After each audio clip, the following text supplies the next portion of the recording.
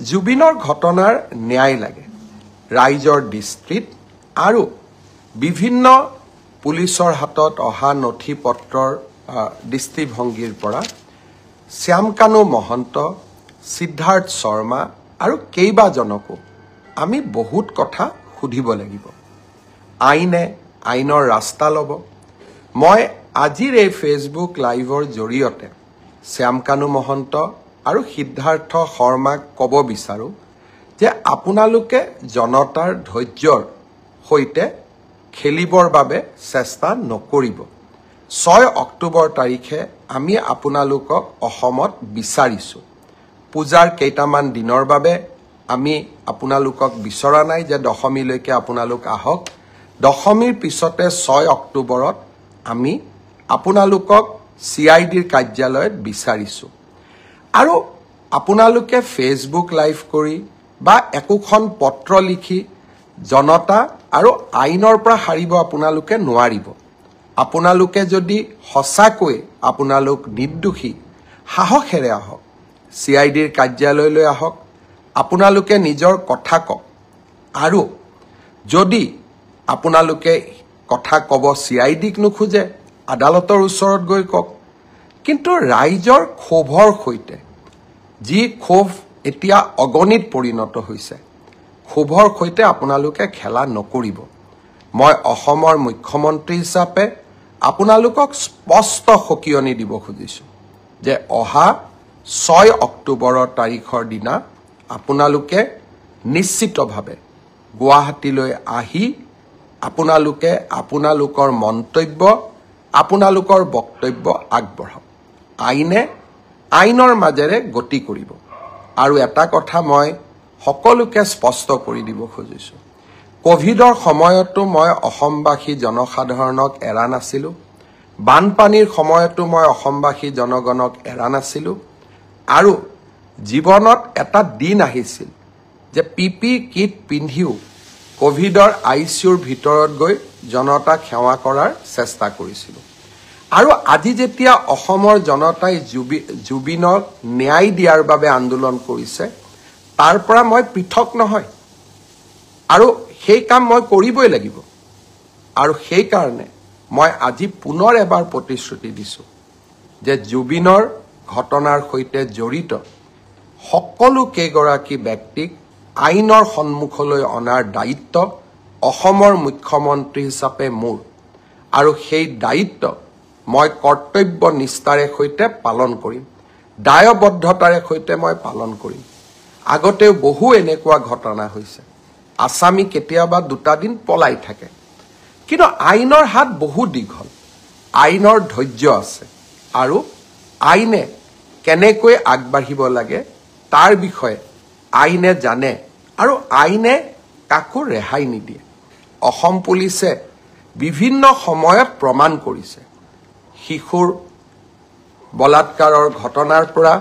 গড় হত্যাৰ আসামীলৈকে অসম পুলিচে ইতিমধ্যে প্ৰমাণ কৰিছে যে অসম পুলিচে সময়ত কিমান শক্তিশালী ভূমিকা ল'ব পাৰে আৰু সেই কাৰণে কাৰোবাৰ মনত অকণমানো ধাৰণা থাকিব নালাগে যে এইখন চৰকাৰে জুবিনক ন্যায় দিয়াৰ প্ৰচেষ্টা নকৰিব এইখন চৰকাৰে শ্যামকানু মহন্ত সিদ্ধাৰ্থ শৰ্মাৰ দৰে ব্যক্তিৰ ওচৰত শিৰ নত কৰিব এইখন চৰকাৰে অসমৰ ৰাইজৰ ওচৰত শিৰ নত কৰিব সিদ্ধাৰ্থ শৰ্মা আৰু শ্যামকানু মহন্তৰ ওচৰত শিৰ নত নকৰে আৰু সেইবাবে মই সিদ্ধাৰ্থ শৰ্মা আৰু শ্যামকানু মহন্তক কম যে ঘটনা প্ৰবাহ বহু দূৰলৈ যাব নিদিব আইনৰ কোনোবাই যদি ভাবিব পাৰে যে আমি আদালতত যাম এন্টিসিপেটৰী বেইল লম ইন্টাৰিম বেইল লম এই প্ৰচেষ্টাবিলাক কৰা উচিত নহয় কাৰণ জুবিন এগৰাকী জাতীয় সম্পদ জুবিনৰ হত্যাৰ প্ৰতিটো মুহূৰ্তৰ ঘটনা তন্ন তন্ন কৰি ৰাইজৰ আগত আপোনালোকে ক'ব লাগিব আৰু মই ভাবো এই কাম আপোনালোকে কৰিব আৰু আপোনালোকক কোনো ক্ষেত্ৰতে আইনৰ বাহিৰত গৈ শাস্তি দিয়া নহয় আইনে আপোনালোকক দোষী হলে শাস্তি দিব দোষী নহলে আপোনালোকক নিৰ্দোষী বুলি ক'ব কিন্তু আইনৰ পৰা দূৰত থাকিলে আপোনালোকে কেতিয়াও নাভাবিব যে চৰকাৰ মনে মনে থাকিব আৰু চৰকাৰে ব্যৱস্থা নল'ব। মই আৰু কেইটামান মনৰ কথা ক'ব খুজিছোঁ। এইখন জুবিনৰ অসম, এইখন আমাৰ জননী আৰু জন্মভূমি। এইখন অসমত আমি যিকোনো কাৰণতে এইখন অসমক আমি নেপাল কৰিব নোৱাৰোঁ। কেইটামান দিনৰ পৰা সামাজিক মাধ্যমত নেপালৰ উদাহৰণ দিয়া হৈছে। আমি অসমত লাচিতৰ উদাহৰণ দিম, আমি অসমত আমি মহাৰাজ পিথুৰ উদাহৰণ দিম, আমি ভগদত্তৰ উদাহৰণ দিম, আমি ভূপেন হাজৰিকাৰ উদাহৰণ দিম, আমি জুবিন গাৰ্গৰ উদাহৰণ দিম। আমি নেপালৰ উদাহৰণে অসম নচলাম। আজি এটাই মই কথা ক'ব খোজোঁ, এটাও যদি অসমৰ সম্পত্তিক আজি আমি হানি কৰোঁ, আটাইতকৈ দুখ জুবিন গাৰ্গে পাব। কাৰণ এইখন জুবিনৰ অসম, আমাৰ সকলোৰে জননী আৰু জন্মভূমি। আজি কেইগৰাকীমান ব্যক্তিয়ে জুবিনৰ ন্যায় বিচাৰি ৰাস্তাত আন্দোলন কৰিছে। পুলিচে তেওঁলোকক গ্ৰেপ্তাৰ কৰিছে আৰু মানুহে সুধিছে তেওঁলোকক কিয় গ্ৰেপ্তাৰ কৰা হ'ল। এজন ব্যক্তিৰ নাম অজয় ফুকন। জুবিন গাৰ্গে নিজে এই ব্যক্তিজনৰ বিষয়ে কৈ যোৱা কথাকেইটা আপোনালোকে শুনিব। জুবিনে জীৱনকালত কৈ গৈছিল যে এই ব্যক্তিজনৰ জৰিয়তে মোৰ লগত কোনেও সম্পৰ্ক নকৰিব। মই জুবিনে দিয়া টুইটটো মই পঢ়ি দিব খোজা নাই। জুবিনৰ ভিডিঅ'টো সামাজিক মাধ্যমত উপলব্ধ থাকিব। আৰু এইগৰাকী ব্যক্তিয়ে কংগ্ৰেছ দলৰ যোৱা চাবুৱা বিধানসভা সমষ্টিৰ প্ৰাৰ্থী আছিল। আনজন ন্যায় বিচৰা ব্যক্তি হ'ল ভিক্টৰ দাস। এগৰাকী সহজ সৰল ছোৱালীক কেনেকৈ গুৰুল কৰি এই ব্যক্তিজনে পিটিছিলে তাৰ প্ৰতিচ্ছবি এতিয়াও আমাৰ সন্মুখত পৰা আঁতৰি যোৱা নাই। যিদিনাখন এই ব্যক্তিজনে ছোৱালীজনীক গুৰুল কৰি মাৰিছিলে, মই ভাবোঁ সিদিনাখন জুবিনেও কান্দিছিলে আৰু জুবিনেও এই ব্যক্তিজনৰ বিৰুদ্ধে ন্যায় বিচাৰিছিলে।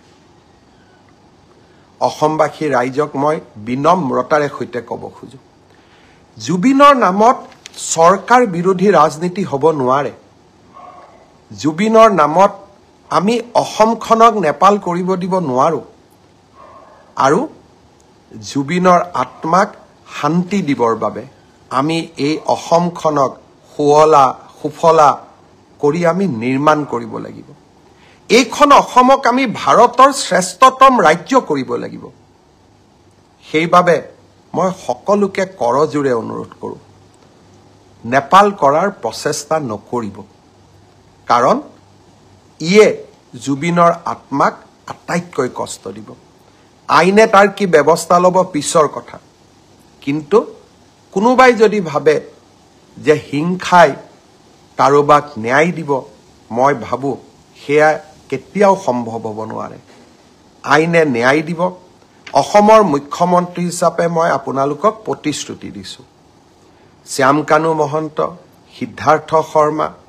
শেখৰ গোস্বামী, যোনেই নহওক কিয়, আৰু দুই এজনৰ নাম মই লোৱা নাই, আমি কেতিয়াও তেওঁলোকক বিচাৰ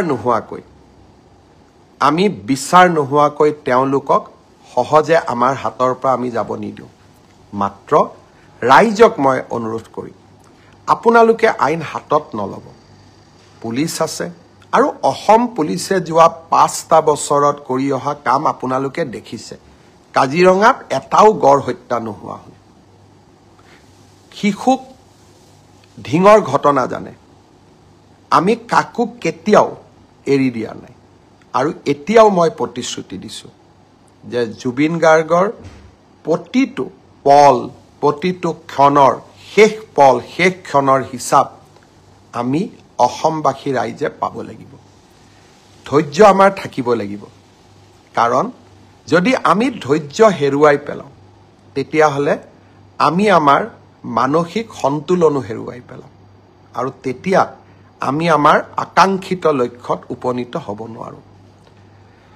শ্যামকানু মহন্ত, সিদ্ধাৰ্থ শৰ্মাৰ বিৰুদ্ধে আমি লুকআউট নটিচ ইছ্যু কৰিছোঁ। অৰ্থাৎ তেওঁলোক এতিয়া বিদেশলৈ পলাই যাব নোৱাৰে। পষ্টমৰ্টেম ৰিপৰ্ট ছিংগাপুৰৰ পৰা আনিবৰ বাবে আমি প্ৰচেষ্টা কৰিছোঁ। গুৱাহাটী মেডিকেল কলেজৰ পোষ্টমৰ্টেম ৰিপৰ্ট ইতিমধ্যে প্ৰস্তুত হৈ উঠিছে দিল্লীৰ CFLলৈকে আমি তেওঁৰ ভিসেৰা স্যাম্পল পঠাইছো যাতে তেওঁৰ শৰীৰত কোনোবাই বিষ প্ৰয়োগ কৰিছিল নেকি তাৰ বিষয়ে যাতে আমি জানিব পাৰো শ্যাম কানু মহন্তৰ প্ৰত্যেকটো একাউণ্ট পেন কাৰ্ড তেওঁৰ ক্ৰেডিট কাৰ্ড আমি সকলো ফ্ৰিজ কৰিছো যাতে তেওঁ বহু দিনলৈ বাহিৰত থাকিব নোৱাৰে আৰু 6 অক্টোবৰৰ দিনাখন লৈকে যদি সিদ্ধাৰ্থ শৰ্মা আৰু শ্যাম কানু মহন্ত নাহে অসম পুলিচে আপ্ৰাণ প্ৰচেষ্টা কৰিব তেওঁলোক যতে আছে তাৰ পৰা আমি উভতাই অসম ভূমিলৈ লৈ অহাৰ বাবে আৰু আপোনালোকৰ হাততো কিবা তথ্য থাকিলে আপোনালোকেও আমাক সহযোগিতা কৰিব জুবিন ৰাইজৰ সম্পদ জুবিনক ন্যায় দিয়াৰ দায়িত্ব প্ৰত্যেক গৰাকী অসমবাসী ৰাইজৰ কৰ্তব্য আমি কেইজন মানে এই দায়িত্ব মূৰত তুলি ল'ব নালাগে এই দায়িত্ব 3 কোটি অসমৰ জনতাই আজি মূৰত তুলি লৈছে আৰু জনতাৰ প্ৰতিনিধি হিচাপে এই দায়িত্ব মই নিষ্ঠাৰে আৰু সততাৰে সৈতে পালন কৰিম প্ৰতিটো মুহূৰ্ত আজি কোনোবা এজন বেলেগ সিদ্ধাৰ্থ শৰ্মা আহি পাব দিল্লীত আমি উৰা বাতৰি উলিয়াই দিম যে 10 বিট বহি থকা ব্যক্তি এইজনেই হয় দুটা আৰু এটা উৰা বাতৰি উলিয়াই দিম শ্যাম কানু মহন্ত গুৱাহাটীতে বহি আছে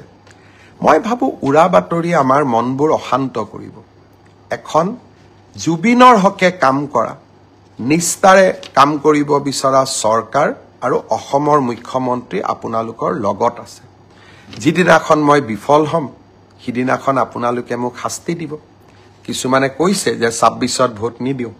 হি স্পষ্ট কথা আমি যদি জুবিনক ন্যায় দিব নোৱাৰো আমাক আপোনালোকে কিয় ভোট দিব নিদিয়াটো স্বাভাৱিক আৰু তাক আমি মানিও ল'ব লাগিব সেইবাবে ৰাইজক মই আকৌ এবাৰ আন্তৰিকতাৰে সৈতে জনাব খুজিছো যে মই মোৰ লক্ষ্যত অটল হৈ আছো আৰু এই লক্ষ্যত অটল হৈ থাকিয়ে মই কাম কৰি যাম আজিৰ পৰা 10-12 বছৰ আগতে শ্যাম কানু মহন্তৰ লগত কেতিয়াবা উঠা ফটো এখন সামাজিক মাধ্যমত দিব ঠিক তেনেকে অখিল গগৈও শ্যাম কানু মহন্তৰ লগত ফটো উঠিছিল কাৰণ আমি সামাজিক ব্যক্তি আজি ৰাতিপুৱাও 50-60 গৰাকী মানুহৰ লগত মই ফটো উঠি আহিছো কোন কি মইতো নাজানো কিন্তু এজন সামাজিক ব্যক্তি হিচাপে জীৱনৰ বিভিন্ন মুহূৰ্তত বিভিন্ন সময়ত কাৰোবাক আমি লগ পাওঁ কিন্তু অপৰাধীক সহায় কৰা হি অসমৰ মুখ্যমন্ত্ৰীৰ দায়িত্ব হ'ব নোৱাৰে ব্যক্তিগত সম্পৰ্কৰ ওপৰত গৈ আমি জুবিনক ন্যায় দিবই লাগিব সমাজক আমি সন্তুষ্টি কৰিবই লাগিব আৰু এয়া মোৰ দায়িত্ব আৰু কৰ্তব্য মই মাত্ৰ এটাই অনুৰোধ কৰিম অসমক নেপাল বনাম বুলি নকব বহু কষ্ট কৰি আমি সকলোৱে এইখন অসমলৈ এটা নতুন গতি উভতাই আনিছো সেমি কণ্ডাক্টৰৰ পৰা মাহেৰে বনোৱা ইথানল নামৰূপৰ সাৰ কাৰখানাৰ পৰা নুমলীগড়ৰ শোধানাগাৰ আৰু এইখন অসমত IIT IIM national forensic science university মোৰ অসম আজি বিকাশৰ অনন্য যাত্ৰালৈ আগবাঢ়ি গৈছে 1.5 লাখ যুৱক যুৱতীয়ে চৰকাৰী চাকৰি পাইছে এটকাকৈ ঘোষ নিদিয়াকৈ এইখন অসমক আমি নেপাল বনাম এইখন অসমক আমি লণ্ডভণ্ড কৰিম মোৰ মনে নামানে মোৰ প্ৰাণে নামানে অসমৰ যুৱ শক্তিয়ে এইখন অসমক আগুৱাই লৈ যাব এইখন জুবিনৰ অসম এইখন ভূপেন হাজৰিকাৰ অসম এইখন জ্যোতি বিষ্ণুৰ অসম আৰু এইখন অসমক আমি মহাশক্তি কৰিব লাগিব জুবিনৰ ঘটনাৰ নিৰপেক্ষ তদন্ত কৰিবৰ বাবে যোৱাকালি মই গুৱাহাটী উচ্চ ন্যায়ালয়ৰ মুখ্য ন্যায়াধীশক এখন চিঠি লিখিছো যে এজন সিটিং জাজেৰে আপুনি এখন জুডিশিয়েল কমিশনো গঠন কৰি দিয়ক যদি পুলিচৰ তদন্তত কিবা ভুল থাকে জুডিশিয়েল কমিশনখনে যাতে আমাক তন্নকৈ চাই থাকিব পাৰে অৰ্থাৎ আমি ট্ৰান্সপাৰেন্সি আৰু স্বচ্ছতাৰ মাজেৰে এই তদন্তক আমি আগবঢ়াই লৈ যাব বিচাৰো অসমৰ ৰাইজক মই আৰু এটা প্ৰতিশ্ৰুতি দি থৈছো যিদিনাখনে আমি অনুভৱ কৰিম যে অসম পুলিচে জুবিনক ন্যায় দিব নোৱাৰে সিদিনাখনে এই গোচৰ আমি CBI লৈকে পঠাই দিম আজি ৰাতিপুৱা মই কেন্দ্ৰীয় গৃহমন্ত্ৰী ডাঙৰীয়াক জনাইছো যে প্ৰয়োজন হলে এই গোচৰ মই CBI লৈকে পঠাম আশা কৰো মোৰ ব্যক্তিগত অনুভূতি আৰু প্ৰতিবদ্ধতা আপোনালোকে সকলোৱে বুজি পাব আৰু সকলোৱে এই জটিল সময়ত আমাক সহযোগিতা কৰিব মোৰ জননী জন্মভূমি মোৰ অসম আৰু এইখন অসমক আমি কেতিয়াও নেপাল নকৰো এইখন অসম সদায় বিকাশৰ গতিৰে আগবাঢ়িব আৰু যিসকলে অসমখনক নেপাল কৰিব খুজিব তেওঁলোকৰ লগত মোৰ ৰাস্তা নিমিলে আৰু তেওঁলোকক জীৱনৰ শেষ মুহূৰ্তলৈ আৰু জীৱনত এটোপা ৰক্ত থকালৈকে অসমক নেপাল কৰিব খোজা সকলৰ সৈতে সাহসেৰে মই থিয় দিম লাগিলে তেনে কৰিবলৈ যাওঁতে মই মৃত্যুকো সাৱটি ল'ম বহুত বহুত ধন্যবাদ